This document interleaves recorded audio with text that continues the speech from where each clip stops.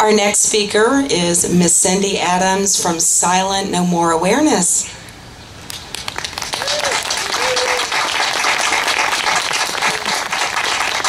And that's www.silentnomoreawareness.org. Good morning, everybody. Good morning, Cindy. My name is Cindy, and unfortunately, my story is not unique. I'm a post-abortion survivor. I use this term to help others to understand that not only does abortion kill the unborn child, it leaves an aftermath of victims. Abortion is not a procedure that a mother and father walk away from without permanent and painful scars. The first time I heard about abortion was in 1980, when a friend asked me to take her. I told her yes, because it was not a life, it was a potential life. Life was self-sustaining, and a woman's body was simply a life support system for potential life. It would not be legal if it were ending someone's life. Her boyfriend begged her not to have an abortion. He was so upset and truly seemed to be devastated. I felt very sorry for him because he obviously wanted to become a father, but he had no right to ask my friend to put herself and her body through pregnancy and childbirth. She ended up telling her mother, who took her, and life seemed to be happy and normal for her after her procedure. When I became pregnant in 1985, my boyfriend told me it wasn't the right time and there would be plenty of time for us to have a family. I agreed without putting any thought into this decision because it was not yet a baby. It was only a blob of cells. No big deal. At least that is what I believed. I was about 5 weeks and had no physical reason to know that anything was going on inside my womb. I had the abortion and was shocked at how painful it was. They had told me that it would be quick and painless and that I would be back to my normal self in a day. I spent the next couple of days on the couch crying from pain and from a sense of depression. I didn't understand what was happening to me. I convinced myself that it would pass and pretended life was normal and happy. About 8 months later, I had a dream where I was holding a baby boy in my arms, and we were lovingly gazing at each other. He was so beautiful.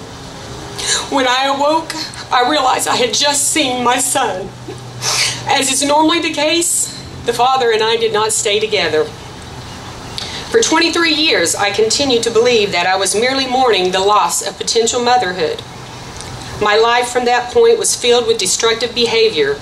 I became promiscuous and began drinking heavily, anything to help dull the pain and shame I felt. I also did what I could to prevent myself from ever becoming pregnant again, as I felt I was unworthy of having another child. I prayed that God would let me die in an accident, so I would not have to continue feeling so much pain. My shame kept me from seeking help, the help that I needed. After a failed marriage and drowning in complete despair, I told God I would follow wherever He led me. While attending RCIA classes to convert to Catholicism, I finally realized that God had forgiven me, that I was worthy of His love, and I did not have to be ashamed anymore. I decided to talk to one of our priests about my abortion and offered to share my experience with others who were post-abortive and were considering abortion.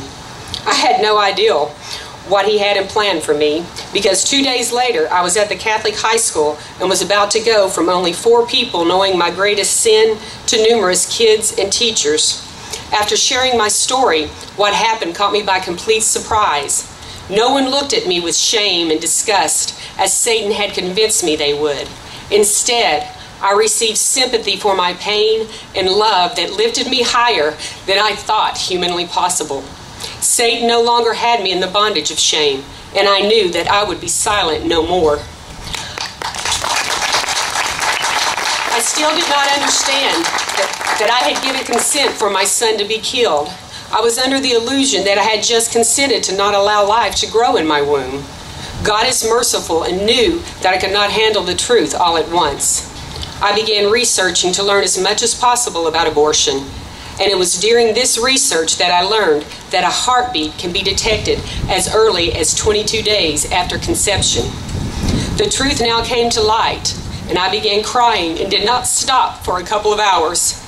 I could not allow others to be blind to the truth and to be subjected to the pain and suffering that I had experienced. I now understood that life and death should be left to God. I will mourn my son for the rest of my life. I know that my son, Francis McKinley, knows that I love him and that I was blind to the truth of when life actually begins. In memory of my beloved son, I will not be silent about the truth that life begins at the moment of conception. While every post-abortive victim story is different and our anguish personal, we all share a common trauma that occurred due to our abortion. Lee and I are just two of the thousands of post-abortive people who have shared their testimony as part of Silent No More awareness campaign.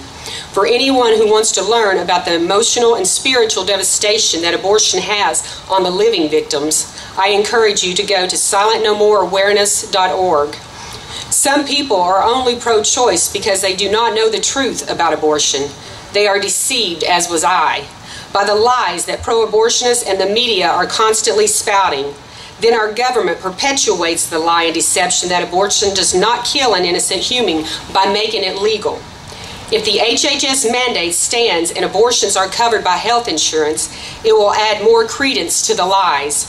Not only will this allow more innocent babies to be killed, but it will keep many post-abortive victims from seeking healing through God's grace.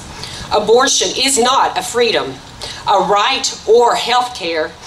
It is the real war on women. It is a death sentence for the innocent baby and enslaves the mother and father to a lifetime of regret. Our religious freedoms are being abolished one step at a time. First, a human right to have an abortion is deemed so personal that government should have no jurisdiction over it. It should be between a woman and her doctor.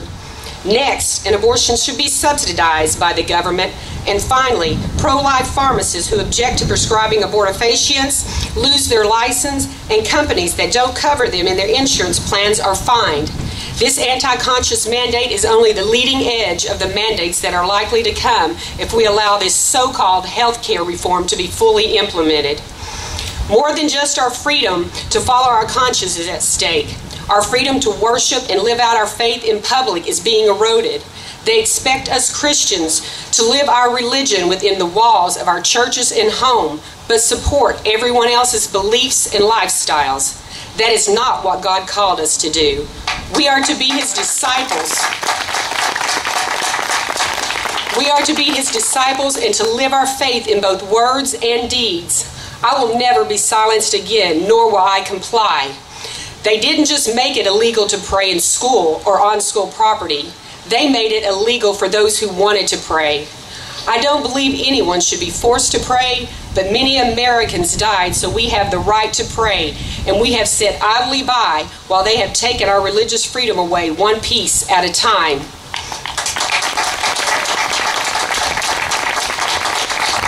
We will not wait until it becomes illegal to bless our food in public.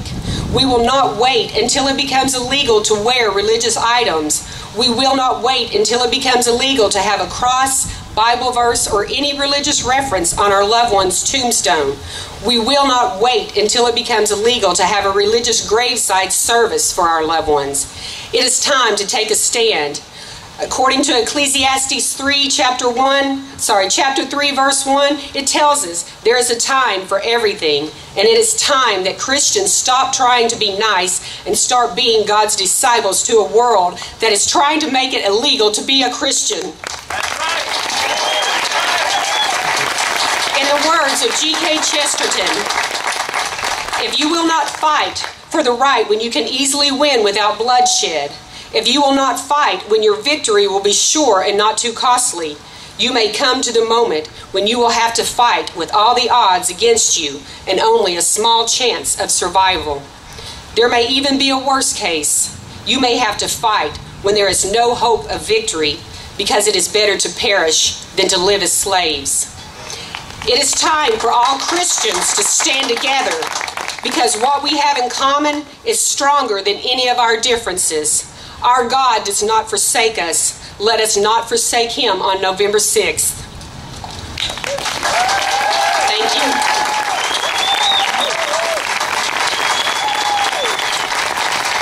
so much, Cindy. That was wonderful. That website again is www.silentnomoreawareness.org. If you would like more information about Silent No More Awareness Campaign, then Miss Cindy Adams and Dr. Lee Trott would be very happy, very pleased to speak with you at the tables over here. Thank you.